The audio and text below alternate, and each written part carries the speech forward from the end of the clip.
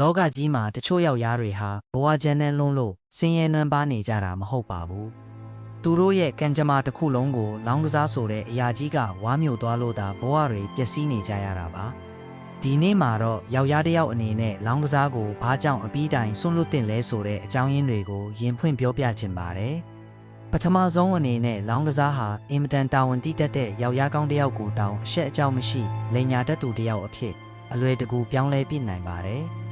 ကျောင်းလက်ခတွေအိမ်လက်ခတွေနဲ့မိသားစုစီးပွားရေးလုပ်ငန်းအတွက်သုံးရမယ့်ငွေကြေးတွေကိုပါမကြံလောင်းကစားဝိုင်းနဲ့ပြည့်ထည့်မိတတ်ကြပါတယ်။လောင်းကစားဆိုတာအတုအယောင်မျှော်လင့်ချက်တွေကိုပေးစွမ်းနိုင်တဲ့အရာတစ်ခုပါ10ချိန်လောက်ရှုံးထားရင်တောင်မှတစ်ချိန်လောက်များပြန်နိုင်မလားဆိုတဲ့မျှော်လင့်ချက်နဲ့ဆက်ပြီးလိုက်နေတတ်ကြတာသဘာဝပါပဲ။ဒီထက်ဆိုးတာကတော့တချို့ယောက်ျားတွေဟာလောင်းကစားမလုပ်ရရင်ပွဲစဉ်တွေကိုမလောင်းရရင်အေးလို့တောင်မပျော်နိုင်တဲ့အထိဆွဲလန်းသွားတတ်ကြပါတယ်။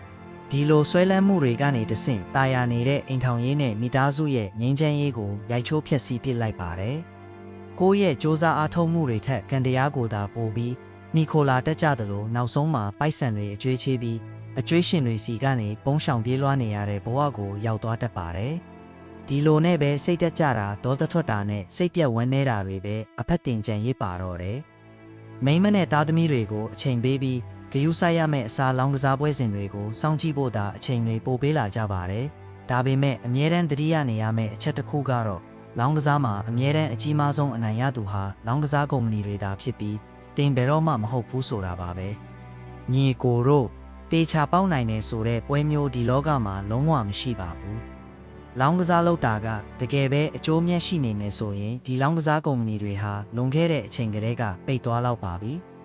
ဒါဟာဘဝကိုအေးဆက်ဆက်ဖြတ်တန်းဖို့ဒါမှမဟုတ်ရက်ဆက်တက်ဖို့ပြောနေတာမဟုတ်ပါဘူးလောကဓာတ်ရဲ့ရိုက်ခတ်မှုတွေနဲ့တစ္ဆာဖောက်ခံရမှုတွေကြုံလာရရင်တောင်မပြိုလဲသွားအောင်ကိုယုံကြည်မှုဘယ်လိုတိဆောက်ရမလဲဆိုတာကိုသတိပေးချင်တာပါ